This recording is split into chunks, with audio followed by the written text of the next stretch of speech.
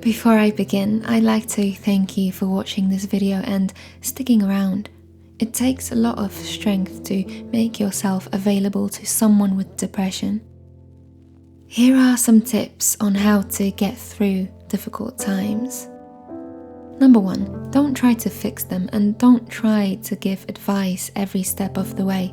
I know it might be tempting, but you need to understand that they are in a different state of mind than you are.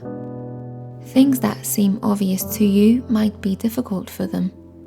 Depression is a health issue, not something that can be resolved in a day through popping a pill or going out for a run. Instead, you can provide a healthy perspective when they are feeling lost and drowning in sorrow.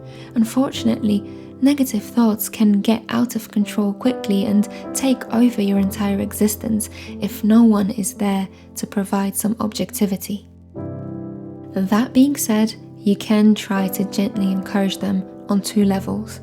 First of all, continue suggesting therapy or getting any kind of professional help.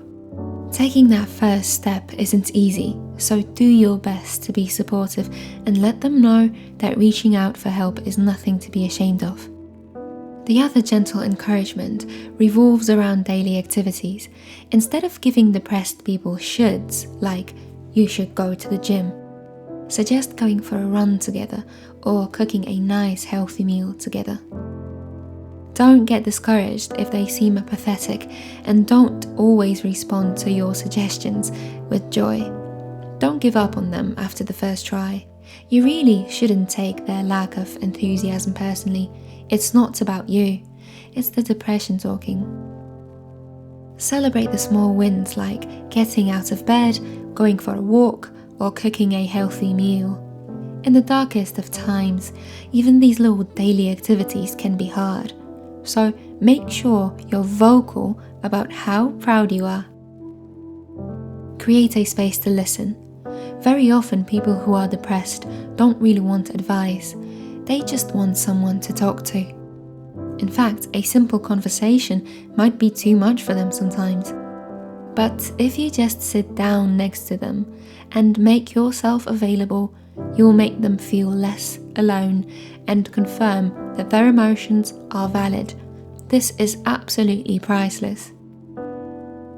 Prepare for no contact and unpredictability.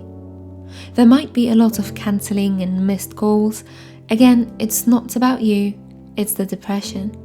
Make sure that you don't enable toxic behaviors though. If you start getting cancelled on 50% of the time without being warned early, it's not exactly fair to you either. Set up some boundaries. Your depressed friends or loved ones will actually benefit from that as well.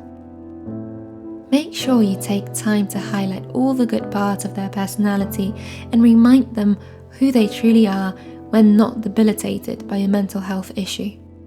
Show appreciation for their sense of humor, for how loving they are, all the talents they have. Remind them of their hobbies every now and then. Make sure they know that depression does not define them.